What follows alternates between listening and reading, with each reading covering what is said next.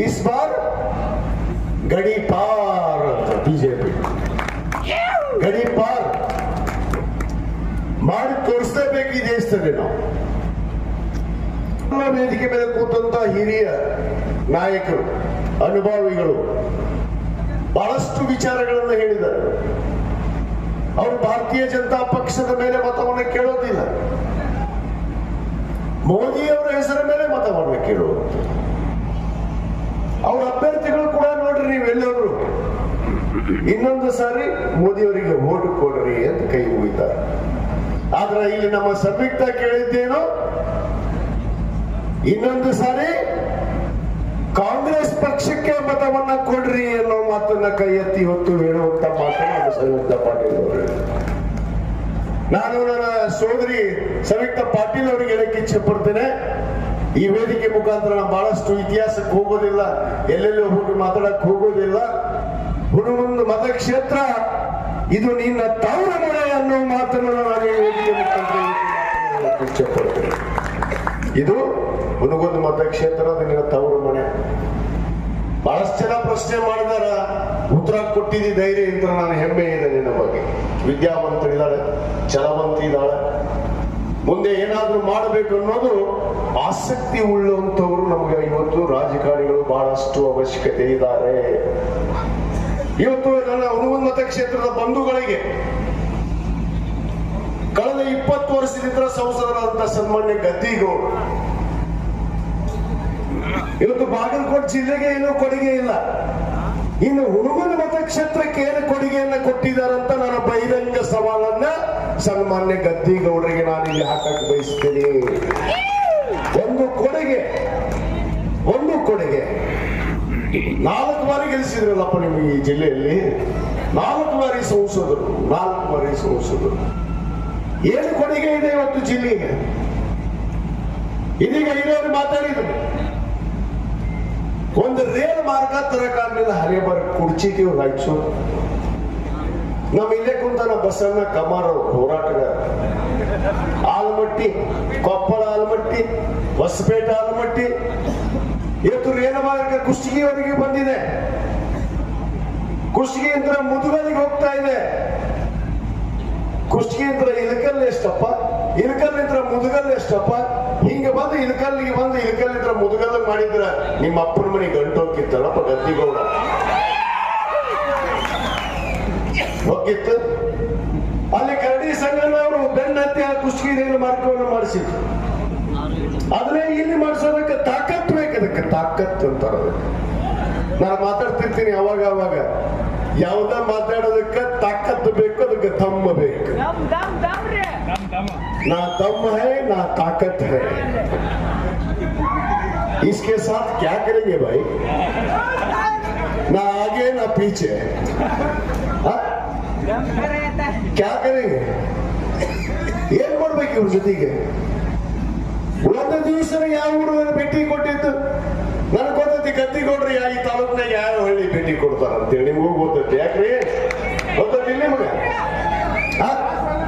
ಆ ಹಳ್ಳಿ ಬಿಟ್ರೆ ಮತ್ತೊಂದು ಹಳ್ಳಿ ನೋಡಿಲ್ಲ, ಮತ್ತೊಂದು ನಗರ ನೋಡಿಲ್ಲ, ಯಾವ್ದು ನೋಡಿಲ್ಲ. ಮತ್ತು ಚುನಾವಣೆಗೆ ಒಮ್ಮೆ ಬರ್ತಾರೆ. ಇಲ್ಲಿ ಮಂದಿ ಇದಾರೆ, ಇಲ್ಲಿ ನಮ್ಮ ಸ್ಥಳೀಯ ನಾಯಕರು ಏನು ಮಾಡ್ಲಾರ್ದವ್ರು. ನಾವು ಮಾಡಿ ದುಬ್ಬ ಚಪ್ಪರಿಸ್ಕೊಂಡಿದ್ದಾರೆ. ಅವಂತರೂ ಗೋಣ ನಿಂತಿಲ್ಲ ತಡ್ಡಗ, ಮತ್ತ ಅಳಿಯಾಡ್ಸೋದು ಬಿಡುದಿಲ್ಲ. ಮತ್ತ ನಾಲಾಯಕ್ ಅಂತ ಯಾಕ್ರಿ ನಾಲಾಯಕ?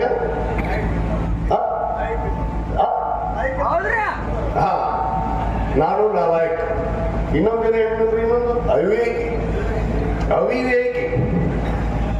ಅವಿವೇಕಿ ಯಾರು ಇವತ್ತ? ನಾಲಾಯಕ್ ಅನ್ನೋದು ಲೈಕ್ ಮಾಡಿದವ್ರು ವಿಜಯಾನಂದ ಕಾಶ್ಯಪ್ರು ಲೈಕ್ ಮಾಡಿದ್ರು, ಇನ್ನು ದೊಡ್ಡನ್ ಲೈಕ್ ಮಾಡಿದ್ರು. 30,000 ಓಟು ಕೊಟ್ಟು ನಿಮ್ಗೆ ತಾಕತ್, ನಿಮ್ಮ ಇವತ್ತು ನನ್ನನ್ನು ಆಶೀರ್ವಾದ ಮಾಡಿ ಗೆಲ್ಲಿಸಿದಿರಲ್ಲ, ನನ್ನ ಲೈಕ್ ಮಾಡಿ ಗೆಲ್ಲಿಸಿರೋ, ನೀವು ನಾಲಾಯಕ್ ಅಂತ ಗೆಲ್ಲಿಸಿರೋ. ಇದು ನನ್ನ ದೊಡ್ಡನಗೌಡರ ಪ್ರಶ್ನೆ. ನನ್ನ ನಾಲಾಯಕ್ ಅಂತ ಇದ್ರೆ ನೀವೇ ಗೆಲ್ಲಿಸಿದ್ರಿ. 30,007 ಓಟ್ ಹಾಕಿದ್ರಿ. ಇವ ಇನ್ನೊಂದು ಶಬ್ದ ಹೇಳ್ತಾನೆ ಈಗ ನಿನ್ನೆ ಏನ್ ಹೇಳಿದ್ರೆ ಮತ್ತೆ ನೆನಪಾಗ್ತಿಲ್ಲ. ಶಬ್ದನ ಬರ್ಬೋದು. ಯಾರ ಅವೇಕಿ? ಅವ್ರಿ ಇವ್ರು ಅವೇಕಿನೋ ನಾನು ಅವೇಕಿನೋ? ಇವ್ರು ಮಾಡೋ ಕೆಲಸ ಇವತ್ತು ಈ ಮತಕ್ಷೇತ್ರದಲ್ಲಿ ನಿಮಗೆ ಗೊತ್ತೈತಿ. ಕಾಶ್ಯಪ್ನವ್ರ ಕುಟುಂಬದ ಇತಿಹಾಸ ಗೊತ್ತೈತಿ. ನಮ್ಮ ತಂದೆಯವರು 3 ಬಾರಿ ಶಾಸಕ, ನಮ್ಮ ತಾಯಿ ಶಾಸಕ, ನಾನು 2ನೇ ಬಾರಿ ಶಾಸಕ. ನನ್ನ ಅವಧಿಯಲ್ಲಿ ಇವತ್ತು ಶಿವಾನಂದ ಪಾಟೀಲ್ ಸಾಹೇಬರು, ಇವತ್ತು ಆರ್.ಬಿ. ತಿಮ್ಮಾಪುರ ಸಾಹೇಬರು, ಜೆ.ಟಿ. ಪಾಟೀಲ್ ಸಾಹೇಬರು, ಲಕ್ಷ್ಮಣ್ ಮೇಟಿ ಸಾಹೇಬರು, ನಮ್ಮ ಹಿರಿಯರಾದಂತಹ ಚಿಮ್ಮನಕಟ್ಟಿ ಸಾಹೇಬರು ಶಾಸಕರು ಈ ಜಿಲ್ಲೆಯಲ್ಲಿ. ನಮ್ಮ ಎಸ್.ಸಿ. ನಂಜನಮಠ ಸಾಹೇಬ್ರಿಗೆ ಗೊತ್ತಿದೆ ಈ ಕ್ಷೇತ್ರದಲ್ಲಿ ಏನು ಅಭಿವೃದ್ಧಿ ಮಾಡಿದೀವಿ ಅನ್ನೋದು. ಅಭಿವೃದ್ಧಿಗೆ ನಾನು ಬಹಿರಂಗ ಸವಾಲು ಹಾಕ್ತೀನಿ ವೇದಿಕೆ ಮುಖಾಂತರ. ಇವತ್ತು ಜನರು ನಿಮ್ಮನ್ನ ತಿರಸ್ಕಾರ ಮಾಡಿದ್ದೆ ಯಾಕೆ? ಹಿಂದಿನ ಸರ್ಕಾರದಲ್ಲಿ 40%, ಇವತ್ತು 2013 ಅಂದ್ರೆ 18ರಲ್ಲಿ ಇವತ್ತು ಪ್ರತಿಯೊಂದು ಮತಕ್ಷೇತ್ರದಲ್ಲಿ ನಮ್ಮ ಜಿಲ್ಲೆಗೆ ಇವತ್ತು ನಾವು ಕಾಣದಂತ ಅನುದಾನ ಇವತ್ತು ನಾವು ತರುವಂತ ಕೆಲಸ ಮಾಡಿದ್ವಿ. ಕಾಣದಂತ ಅಭಿವೃದ್ಧಿ ಕೆಲಸಗಳನ್ನು ಇವತ್ತು ಈ ಮತಕ್ಷೇತ್ರದಲ್ಲಿ ಮಾಡಿದ್ವಿ. ಹನಿ ನೀರಾವರಿ ಇರ್ಬೋದು, ಇವತ್ತು ಕೂಡಲಸಂಗಮ ಅಡಿವಾಳ ಬ್ರಿಡ್ಜ್ 59,000 ಕೋಟಿ, ಇವತ್ತು ತಾಲೂಕಲ್ಲಿ ಎಲ್ಲ ರಸ್ತೆಗಳನ್ನ, ಕುಡಿ ನೀರಿನ ಯೋಜನೆಗಳನ್ನ, ಇವತ್ತು ಕೇವಲ ಹುಡುಗರ ಮತಕ್ಷೇತ್ರದಲ್ಲಿ 4,500 ಕೋಟಿ ಅನುದಾನವನ್ನ ಇಡೀ ಜಿಲ್ಲೆಯಲ್ಲಿ ಹೆಚ್ಚಿನ ಅನುದಾನವನ್ನು ಕೊಟ್ಟಿದ್ದು ಯಾವ ಸರ್ಕಾರ ಇದ್ರೆ ಅದು ನಮ್ಮ ಸರ್ಕಾರ, ಅದು ಸಿದ್ದರಾಮಯ್ಯನವರ ಸರ್ಕಾರ ಅನ್ನೋ ಮಾತನ್ನು ಇವತ್ತು ಗಟ್ಟಿಯಾಗಿದೆ. 2013ರಿಂದ 18 ಅಭಿವೃದ್ಧಿ ಮಾಡಿದ್ವಿ. 18ರಿಂದ 23 ಏನಾಯ್ತು?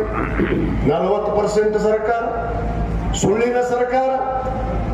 ಅದಕ್ಕೆ ಹೇಳಿದ್ರಲ್ಲ ಎಲ್ಲ ಹಿರಿಯರು, ಈ ದೇಶದಲ್ಲಿ ಸನ್ಮಾನ್ಯ ಜವಾಹರ್ಲಾಲ್ ನೆಹರು ಅವರಿಂದ ಇವತ್ತು ಸನ್ಮಾನ್ಯ ರಾಜೀವ್ ಗಾಂಧಿ ಅವರಿಗೂ ಇವತ್ತು ಏನೇನು ಕ್ರಾಂತಿಗಳು ನಡೆದು ಈ ದೇಶದಲ್ಲಿ ಅನ್ನೋದನ್ನ ಯಾರಿಗೆ ಗೊತ್ತಿದೆ? ನಮ್ಮ ಯುವಕರು ತಿಳ್ಕೋಬೇಕು. ಸನ್ಮಾನ್ಯ ಜವಾಹರ್ಲಾಲ್ ನೆಹರು ಅವರು ಶಿಕ್ಷಣ ಕ್ರಾಂತಿಯನ್ನ ಮಾಡಿದ್ರು, ಶ್ರೀಮತಿ ಇಂದಿರಾ ಗಾಂಧಿ ಅವರು ಹಸಿರು ಕ್ರಾಂತಿಯನ್ನ ಮಾಡಿದ್ರು, ಸನ್ಮಾನ್ಯ ಶ್ರೀ ದಿವಂಗತ ರಾಜೀವ್ ಗಾಂಧಿ ಅವರು ಇವತ್ತು ವಿಜ್ಞಾನ, ತಂತ್ರಜ್ಞಾನ, ವೈಜ್ಞಾನಿಕವಾಗಿ ಈ ದೇಶವನ್ನ ಮುನ್ನಡೆಸಿದ್ರು. ಇವತ್ತೇನು ಈ ಮೋದಿ ಬಂದ ಮೇಲೆ ನಮ್ಮ ಕೈಯಾಗ ಮೊಬೈಲ್ ಬಂದವು. ಇವತ್ತು ಈ ಮೋದಿ ಬಂದ ಮೇಲೆ ಈ ದೇಶದಾಗೆಲ್ಲ ನಾವು ಊಟ ಮಾಡಕತ್ತೀವಿ, ಚೊನ್ನ ಹಾಕೊಳಕತ್ತೀವಿ, ಹಿಂಗೆ ಹಾಕೊಳಕತ್ತೀವಿ. ಹೌದನ್ರಪ್ಪ? ಯುವಕರು ಕೇಳಬೇಕಾಗಿದೆ ನಾವು ಪ್ರಶ್ನೆ. ಯಾಕಂದ್ರೆ ಇವತ್ತು ನಮ್ಮ ಯುವಕರು ತಪ್ಪು ಹೆಜ್ಜೆ ನೀಡುತ್ತಾ ಇದ್ದಾರೆ. ಮೋಸ ಹೋಗ್ಬಾಡ್ರಿ, ಅಂಧ ಭಕ್ತರಾಗ್ಬಾಡ್ರಿ. ನೀವೇನಾದ್ರೂ ಭಕ್ತರಾದ್ರೆ ಈ ದೇಶದ ಭಕ್ತರಾಗ್ರಿ, ಅದು ಪ್ರಜಾಪ್ರಭುತ್ವದ ಭಕ್ತರಾಗ್ರಿ, ಸಂವಿಧಾನದ ಭಕ್ತರಾಗ್ರಿ. ಅದನ್ನ ಬಿಟ್ಟು ಅಂಧ ಭಕ್ತರಾಗುವಂತ ಕೆಲಸ ಇವತ್ತು ಯುವಕರು ಮಾಡ್ತಾ ಇದ್ರೆ ಅದನ್ನ ಮಾಡಬಾರ್ದು. ಇವತ್ತು ಜನರು 2018ರಿಂದ 24ರವರೆಗೂ ಈ ರಾಜ್ಯದಲ್ಲಿ ಕಟ್ಟಂತ ಏನು ಡಬಲ್ ಇಂಜಿನ್ ಸರ್ಕಾರ ಇರೋದು. ಡಬಲ್ ಇಂಜಿನ್ ಸರ್ಕಾರ ಇತ್ತು ಅಂತ ಸಿದ್ದರಾಮಯ್ಯ ಹೇಳ್ತಿದ್ರು, ಡಬಲ್ ಇಂಜಿನ್ ಸರ್ಕಾರ. ಏನ್ ಮಾಡಿದಪ್ಪ ಡಬಲ್ ಇಂಜಿನ್ ಸರ್ಕಾರ ಈ ರಾಜ್ಯದಲ್ಲಿ? ಯಾವ ರೈತರ ಸಾಲ ಮನ್ನಾ ಮಾಡಿದ್ರ? ಯಾವ ಮಹಿಳೆಯರಿಗೆ ಏನಾದ್ರೂ ನ್ಯಾಯ ಕೊಟ್ರ? ಬೆಲೆ ಏರಿಕೆಗಳು 2014ರಲ್ಲಿ ಪೆಟ್ರೋಲ್ ದರ ಎಷ್ಟಿತ್ತು? ಸಿಲಿಂಡರ್ ದರ ಎಷ್ಟಿತ್ತು? ಒಳ್ಳೆಣ್ಣೆ ರೇಟ್ ಎಷ್ಟಿತ್ತವ? ತಾಯಂದ್ರೆ ಹೇಳ್ರಿ, ತಾಯಂದ್ರೆ ಹೇಳಬೇಕು. ಎಷ್ಟಿತ್ತು? ಎಷ್ಟಾಗಿದೆ ಇವತ್ತು? ಪೆಟ್ರೋಲ್ ಎಷ್ಟು? 112. ಡೀಸೆಲ್ ಎಷ್ಟು? ಸಿಲಿಂಡರ್ 11 ರೂಪಾಯಿ. 1100 ಅನ್ರಿ, 100 ರೂಪಾಯಿ ಇಳಿಸ್ಯಾರ ಇಲೆಕ್ಷನ್ ಸಂಬಂಧ. ಪೆಟ್ರೋಲ್ ಇಳಿಸಿದ್ರಲ್ಲ. ಇದೇ ಮನಮೋಹನ್ ಸಿಂಗ್ ಅವರು ಪ್ರಧಾನಿ ಇದ್ದಾಗ 2013ರಲ್ಲಿ ಪೆಟ್ರೋಲ್ ದರ ಎಷ್ಟಿತ್ತು? 60 ರೂಪಾಯಿ. ಸಿಲಿಂಡರ್ ದರ ಎಷ್ಟಿತ್ತು? 460 ರೂಪಾಯಿ. ಆದ್ರೆ ಇವತ್ತು ಅರ್ಥ ಮಾಡ್ಕೋಬೇಕು ಯಾಕೆ ಇಷ್ಟು ದರ ಆಗಿದೆ. ಬಂಧುಗಳೇ, ಅರ್ಥ ಮಾಡಿಕೊಡ್ರಿ. ಇವತ್ತು ಈ ದೇಶದಲ್ಲಿ ಒಂದು ನಿರ್ಣಯ ಆಗೋದಕ್ಕೆ ಬಂದಿದೆ.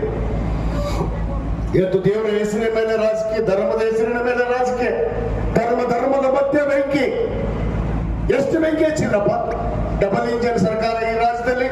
ಹಿಸಾಬ್ ಮೇಲೆ ಬೆಂಕಿ, ಸಿಎಎ ಮೇಲೆ ಬೆಂಕಿ, NRC ಅಂತ, CAA ಅಂತ, ಏನು ಅಜಾನ್ ಅಂತ, ಹಿಸಾಬ್ ಅಂತ, ಏನೇನ್ ಮಾಡಿದ್ರು ಅರ್ಥ ಮಾಡ್ಕೊಳ್ರಿ. ಇನ್ನೊಂದು ಸಾರಿ ಏನಾದ್ರೂ ಇವ್ರಿಗೆ ಅಧಿಕಾರ ಈ ದೇಶದಲ್ಲಿ ಕೊಟ್ಟಿದ್ದೆ ಕರೆ ಆದ್ರ ಈ ದೇಶವನ್ನ ಒಡಿತರ ಎಚ್ಚರದಿಂದ ಇವತ್ತು ನಾವೆಲ್ಲ ಅರ್ಥ ಮಾಡ್ಕೊಂಡು ಮತವನ್ನು ಚಲಾಯಿಸುವಂತ ಸಂದರ್ಭ ಇವತ್ತು ಬಂದಿದೆ. ಬಂಧುಗಳೇ, ಅರ್ಥ ಮಾಡ್ಕೋಬೇಕು. ಇನ್ನೊಂದ್ಸಾರಿ ಏನಾದ್ರೂ ಅಧಿಕಾರ ಕೊಟ್ಟಿದ್ದ ಕರೆ ಆದ್ರ ಈ ದೇಶವನ್ನ ಒಡೆಯುತ್ತ ಇವತ್ತು ಸಂವಿಧಾನವನ್ನು ಬದಲಿ ಮಾಡೋದಿಲ್ಲ ಅಂತೇಳಿ ನರೇಂದ್ರ ಮೋದಿ ಅವರು ಭಾಷಣ ಮಾಡ್ತಾರೆ ಇವತ್ತು. ಆದ್ರೆ ಅವರ ಸಂಸದರೇ ಹೇಳ್ತಿದ್ರು ಸಂವಿಧಾನವನ್ನ ಬದಲಿ ಮಾಡುತ್ತೀವಿ ಅಂತೇಳಿ. ಯಾರ್ಯಾರು ಸಂವಿಧಾನ ಬದಲಿ ಮಾಡ್ತೀವಿ ಅಂತ ಹೇಳಿದ್ರೆ ಅವ್ರಿಗೆಲ್ಲರಿಗೆ ಟಿಕೆಟ್ ಕಟ್ ಮಾಡಿದ್ರು. ಗೊತ್ತಿಲ್ಲ, ಅವ ಓದಿರ್ತಿದ್ನಲ್ಲ ಅಲ್ಲಿ ಒಬ್ಬ ಕಾರವಾರದಾಗ ಅನಂತ್ ಕುಮಾರ್ ಹೆಗಡೆ, ಅವನ್ ಟಿಕೆಟ್ ಕಟ್. ಪ್ರತಾಪ್ ಸಿಂಹನ್ ಟಿಕೆಟ್ ಕಟ್. ಪಿಟೀಲ್ ನಳಿನ್ ಕುಮಾರ್ ಪಿಟೀಲ್, ಅವ ಪಿಟೀಲ್ ಬಾರಿಸ್ತಾರಲ್ಲ, ಅವನ್ ಟಿಕೆಟ್ ಕಟ್. ಯಾಕ? ಅವ್ರು ಸತ್ಯ ಮಾತಾಡ್ಬಿಟ್ರು ಅಂತೇಳಿ ಅವ್ರು ಹರಿಬರ ಮಾತಾಡಿದ್ರು ಅವರು, ಅದಕ್ಕೆ ಕಟ್. ಅವರು ಮೊದಲೇ ಪ್ರಣಾಳಿಕೆಯನ್ನು ನೋಡ್ರಿ, ಕಾಮನ್ ಸಿವಿಲ್ ಕೋಡ್ ಅಂದ್ರೆ ಏನು ಅರ್ಥ ಮಾಡ್ಕೊಂಡ್ರಿ? ಯಾರ ಯುವಕರ ಮಾಡ್ಕೊಂಡ್ರಿ? ಕಾಮನ್ ಸಿವಿಲ್ ಕೋಡ್ ಅಂದ್ರೆ ಏನು? ಎಲ್ಲರಿಗೂ ಒಂದು ಸಮಾನವಾದ ಕಾನೂನನ್ನು ತರೋದು ಅಂದ್ರೆ ಸಂವಿಧಾನ ಬದಲಿ ಮಾಡೋದು ಗ್ಯಾರಂಟಿ. ಎಲ್ಲರಿಗೂ ಒಂದೇ ಕಾನೂನು ಒಂದೇ ಸಮಾನತೆಯನ್ನು ತರೋದು ಅಂದ್ರೆ ಎಲ್ಲಾ ರಿಸರ್ವೇಶನ್ ಕ್ಯಾನ್ಸಲ್. SC ಹೋಗುತ್ತೆ, ST ಹೋಗುತ್ತೆ, 2A ಹೋಗುತ್ತೆ, ಇನ್ಯಾವುದವ್ರಿ ಮೈನಾರಿಟಿ ಹೋಗುತ್ತೆ, ಎಲ್ಲ ಹೋಗುತ್ತೆ. ಅದೇ ಉದ್ದೇಶ ಕಾಮನ್ ಸಿವಿಲ್ ಕೋಡ್. ಅರ್ಥ ಮಾಡ್ಕೊಂಡು ಅವರು ಅದನ್ನು ಜಾರಿ ಮಾಡ್ಬೇಕಂತ ಪ್ರಯತ್ನದಲ್ಲಿದ್ದಾರೆ. ಈಗ ಇದಕ್ಕೆ ತಾನೇ ತಿಮ್ಮಾಪುರ ಸಾಹೇಬ್ ಹೇಳಿದ್ರಲ್ಲ, ನಾವು 108 ಗುಡಿ ಕಟ್ಟಿವಿ, ಮಸೀದಿ ಕಟ್ಟಿವಿ, ಎಲ್ಲ ಕಟ್ಟಿವಿ ನಾವು ತಾಲೂಕಿನೇ. ಇವತ್ತು ಏನು ಒಂದು ದೇಶ, ಒಂದು ರಾಮನ, ನಮಗೂ ರಾಮನ ಭಕ್ತರು ನಾವು. ಯಾರೆಲ್ಲಪ್ಪ ಈ ರಾಮನ್ ನೆನೆಯೋರು? ನಾವು ಗಾಂಧೀಜಿಯವರು ಕಂಡಂತ ರಾಮನ ನೆಂಬಿದವರು ಕಾಂಗ್ರೆಸ್ನವರು, ಆದ್ರೆ ಮೋದಿ ಕಂಡಂತ ರಾಮನ ನಾವು ನೆಂಬೋದಿಲ್ಲ ಅನ್ನೋ ಮಾತನ್ನ ಬಹಳ ಸ್ಪಷ್ಟವಾಗಿ ವೇದಿಕೆ ಮುಖಾಂತರ ನಾವು ಗಾಂಧೀಜಿಯವರು ಕಂಡಂತ ರಾಮನ್ನ ನೆಂಬಿದಂತು. ಅದಕ್ಕೆ ಬಂಧುಗಳೇ ಅರ್ಥ ಮಾಡಿಕೊಡ್ರಿ. ಇವತ್ತು ರಾಜ್ಯದಲ್ಲಿ ಇವತ್ತು ನಮ್ಮ ಸರ್ಕಾರ ಕೇವಲ 9 ತಿಂಗಳಲ್ಲಿ ಈಗಾಗಲೇ ಹಿರಿಯರು ಮಾತಾಡಿದ್ದಾರೆ. ಇವತ್ತು ನಾವು ಏನು ಜನರಿಗೆ ಪ್ರಮಾಣ ಮಾಡಿ ಅಧಿಕಾರವನ್ನು ತೆಗೆದುಕೊಂಡ್ವಿ, ಅದರ ತಕ್ಕ ಇವತ್ತು 5 ಗ್ಯಾರಂಟಿಯನ್ನ ಕೊಡ್ತೀವಿ ಅಂತೇಳಿ 5 ಗ್ಯಾರಂಟಿಯನ್ನ ಕೊಟ್ವಿ. ಅದರ ಜೊತೆಗೆ ನಮ್ಮ ಚುನಾವಣೆಯ ಪ್ರಣಾಳಿಕೆಯಲ್ಲಿ ಹೇಳಿದಂತ ಅನೇಕ ಅಂಶಗಳಲ್ಲಿ ಇವತ್ತು 68 ಇವತ್ತು ಯೋಜನೆಗಳನ್ನ ಹೊಸದಾಗಿ ಇವತ್ತು ಈ ರಾಜ್ಯದ ಜನತೆಗಾಗಿ ಇವತ್ತು ಜಾರಿಯನ್ನು ತರಲಾಗಿದೆ. ಇನ್ನು 10 ಹಲವಾರು ಯೋಜನೆಗಳಿದಾವೆ. ನಾನು ಯಾವ ಧೈರ್ಯದ ಮೇಲೆ ಇವತ್ತು ವೇದಿಕೆಯಲ್ಲಿ ಮಾತಾಡ್ತೀನಿ. ಇವತ್ತು ನನಗೆ 30,007 ಮತವನ್ನು ಕೊಟ್ಟು ನೀವು ಆಶೀರ್ವಾದ ಮಾಡಿದ್ರ ಸಂಯುಕ್ತ ಪಾಟೀಲ್ಗೆ 40,007 ಮತವನ್ನು ಕೊಟ್ಟೇ ಕೊಡ್ತೀನಿ ಎಂದು ಭರವಸೆ ಮಾಡಿದೆ. ಯಾಕೆ ಭರವಸೆ ಇದೆ ಅಂದ್ರೆ ನಾವು ಕೊಟ್ಟ ಮಾತಂತೆ ನಡೆದಿದ್ದೇವೆ. ಅನ್ನ ಬಸವಣ್ಣನವರಲ್ಲಿ ನಾಡಿನಲ್ಲಿ ಹುಟ್ಟು ತಿಳಿಸಿದಂತವ್ರು ನುಡಿದಂತೆ ನಡೆಯದಿದ್ದರೆ ಇದೇ ಜನ್ಮ ಕಡೆ ಎನ್ನೋರು ನಾವು, ಇದೇ ಜನ್ಮ ಕಡೆ ಎನ್ನೋರು. ಆ ಒಂದು ಪವಿತ್ರವಾದ ಸ್ಥಳದಲ್ಲಿ ಇಟ್ಕೊಂಡಂತವ್ರು ಕೊಟ್ಟ ಮಾತನ್ನು ನಾವು ಉಳಿಸ್ಕೋಬೇಕು. ನಿಮ್ಮ ಮೇಲೆ ವಿಶ್ವಾಸ ನಂಬಿಕೆಯನ್ನು ಇಟ್ಟು ನಾನು ಈಗಾಗಲೇ ನನ್ನ ತಂಗಿಗೆ, ನನ್ನ ಸೋದರಿ ಸಂಯುಕ್ತ ಪಾಟೀಲ್ಗೆ 40,007 ಮತಗಳನ್ನು ಖಂಡಿತವಾಗಿ ಕೊಡುವಂತ ಪ್ರಾಮಾಣಿಕ ಪ್ರಯತ್ನವನ್ನು ನಾವೆಲ್ಲ ನೀವೆಲ್ಲ ಮಾಡೋಣ. ಮಾಡ್ತೀರಾ? ಕೈ ಎತ್ತಿ ಹೇಳ್ಬೇಕ, ಸುಳ್ಳು ಕೊಡ್ತೀರಾ? ಮಾಡ್ತೀರಾ? ಕೆಲಸ ಹೆಚ್ಚಿಗೆ ಮಾತಾಡುವುದಿಲ್ಲ. ಇವತ್ತು ನಮ್ಮ ಗುರಿ ನಿಮ್ಮ ಗುರಿ ಒಂದೇ. ಏನು ಕಾಂಗ್ರೆಸ್ ಅನ್ನ, ಸಂಯುಕ್ತ ಪಾಟೀಲ್ ಅವರನ್ನ 40,007 ಮತಗಳಿಂದ ನಮ್ಮ ಉನ್ನತ ಕ್ಷೇತ್ರದಲ್ಲಿ ಇಟ್ಕೊಟ್ಟು ಕೆಲಸೋದು ನಮ್ಮ ಮುಂದಿನ ನಮ್ಮೆಲ್ಲರ ಗುರಿ ಅನ್ನೋ ಮಾತನ್ನು ಹೇಳಿ ಮತ್ತೊಮ್ಮೆ ತಾವು ಈ ಸಭೆಗೆ ಆಗಮಿಸಿದ್ದಕ್ಕೆ ಎಲ್ಲರಿಗೂ ಮತ್ತೊಮ್ಮೆ ನಾನು ಧನ್ಯವಾದ ಅರ್ಪಿಸಿ